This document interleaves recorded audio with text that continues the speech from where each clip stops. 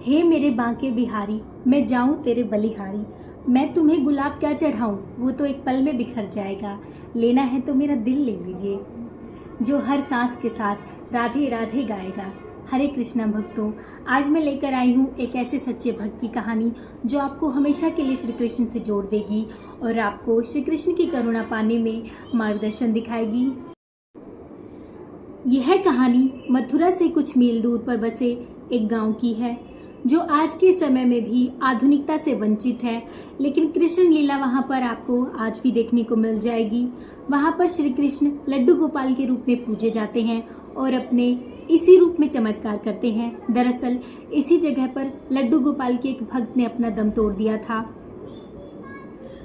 जब से ही वहाँ लड्डू गोपाल अलग अलग बच्चे का रूप लेकर अपनी भक्त को ढूंढते फिरते हैं। वहाँ के लोगों के अनुसार यहाँ एक बार काफ़ी बूढ़ी औरत आई थी। वह फटी हुई साड़ी पहने हुए थी और आंखों में दर्द लेकर आई थी। इधर उधर वह घूम रही थी।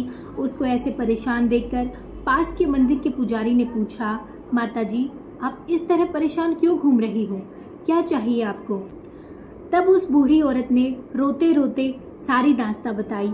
वह बचपन से ही लड्डू गोपाल की सेवा किया करती थी और उनके ही आशीर्वाद से उसकी कई जगहों पर करोड़ों की प्रॉपर्टी थी। उसके 2 लड़के थे और वह चाहती थी कि उसके बाद उसकी दोनों बहुएं लड्डू गोपाल की सेवा करें और घर में सुखमय वातावरण बनाकर रखें, परंतु ऐसा कुछ नहीं हुआ।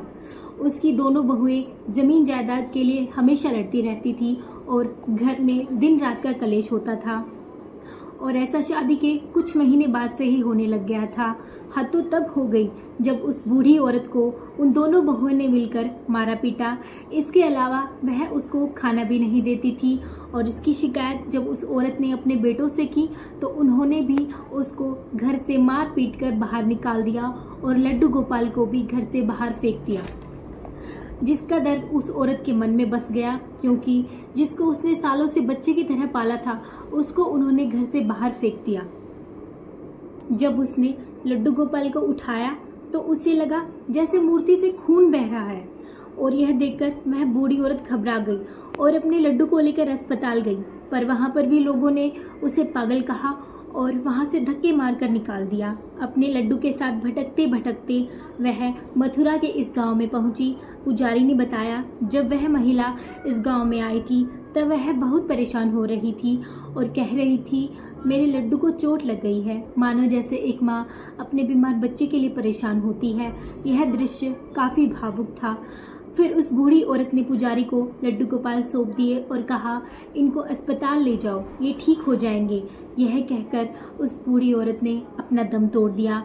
फिर उसके घर वालों को बुलाया गया और उसका अंतिम संस्कार करवाया गया। उस पुजारी ने लड्डू गोपाल को मंदिर में रखा था, परंतु उसी रात लड्डू गोपाल घुटनों के बल चलकर उसी जगह पर पहुंच गए जहां पर उस बूढ़ी औरत ने अपना दम तोड़ दिया था। एक दिन जब सभी गांव वासियों ने उस मूर्ति को हटाना चाहा तो वह इतनी भारी हो गई कि उसको कोई हिला भी नहीं पा रहा था। काफ़ी समय तक वह मूर्ति वहां से नहीं हटाई गई। तब कुछ महीनों के बाद गांव की पंचायत ने फैसला लिया कि इसी जगह पर मंदिर बनवाया जाएगा। वहाँ के गाँव वासियों ने बताया कि लड्डू गोपाल अक्सर एक बच्चे का रूप धारण करके अपनी माँ को ढूंढते हैं और उस जगह पर जहाँ पर बूढ़ी औरत ने दम तोड़ा था वहाँ से एक बच्चे के रोने की आवाज़ें आती हैं जो कहता है, माँ उठ जाओ, मुझे भूख लगी है माँ। ऐसा क्यों होता है, इसका जवाब किसी के पास नहीं है। इसके अलावा यह श्रद्धा है या फिर अंधविश्वास, ये हम नहीं जानते। यहाँ हर साल लाखों की संख्या में लोग लड्डू गोपाल के दर्शन करने के लिए आते हैं। तो दोस्तों, ये थी एक सच्चे भक्त की कहानी जिसको श्री कृष्ण ने हमेशा के लिए अपने साथ जोड़ लिया। यदि आपको वीडियो अच्छी लगी हो तो चैनल को सब्सक्राइब करें और वीडियो को लाइक करें। जय श्री कृष्ण।